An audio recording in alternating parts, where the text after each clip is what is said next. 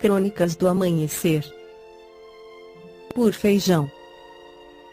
Centro Espírita Allan Kardec de Balneário Gaivota, 26 de maio de 2021.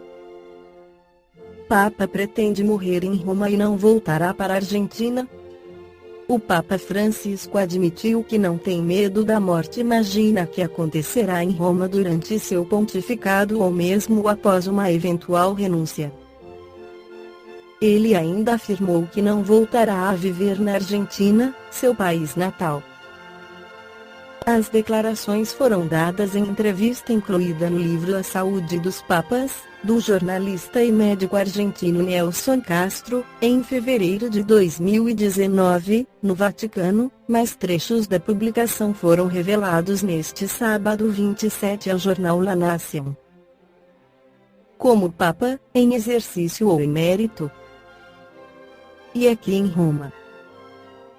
Não volto à Argentina, respondeu Francisco, ao ser questionado sobre como imagina a sua morte, após referir que não tem medo da mesma, mas pensa nela. A fala de Francisco é o último trecho da obra A Saúde dos Papas. Medicina, Complôs e Fé, de Leão China Francisco, que foi lançado dia 0103, no território argentino. Durante a entrevista, o líder da Igreja Católica também afirmou que não sente saudades da Argentina, principalmente porque viveu lá por 76 anos, mas que se preocupa com os problemas que o país enfrenta.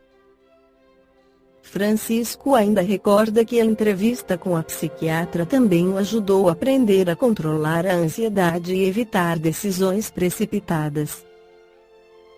Ele, inclusive, falou sobre a importância de um padre estudar psicologia. Estou convencido de que todo padre precisa saber psicologia humana. Em relação à ansiedade, o Papa cita Napoleão Bonaparte: vista-me devagar, pois estou com pressa.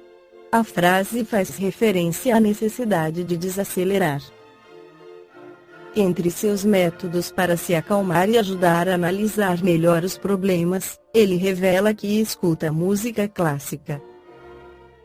A respeito do medo da morte, Allan Kardec esclarece no livro Céu e o Inferno: o homem, seja qual for a escala social a que pertença, tem desde a selvageria o sentimento inato do futuro, diz-lhe a intuição que a morte não é a última fase da existência e que aqueles cuja perda lamentamos não estão irremissivelmente perdidos.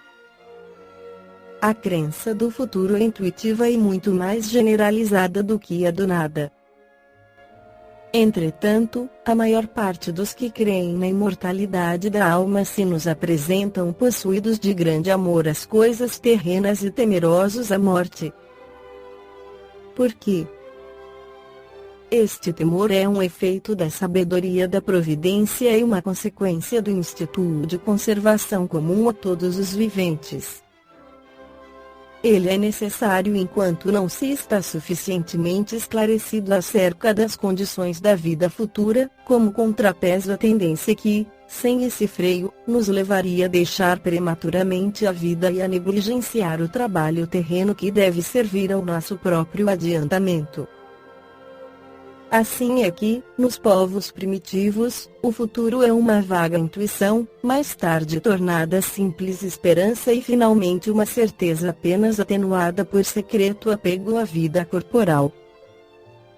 À proporção que o homem compreende melhor a vida futura, o temor da morte diminui. Uma vez esclarecida a sua missão terrena, aguarda-lhe fim calma, resignada e serenamente. A certeza da vida futura dá-lhe outro rumo às ideias, outro objetivo ao trabalho, antes dela nada que não se prenda ao presente, porque sabe que aquele depende da boa ou má direção deste.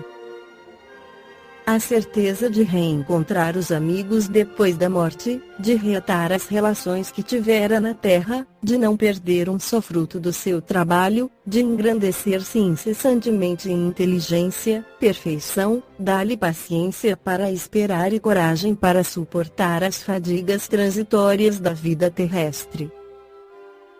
A solidariedade entre vivos e mortos faz-lhe compreender a que deve existir na Terra, onde a fraternidade e a caridade têm desde então um fim e uma razão de ser, tanto no presente como no futuro.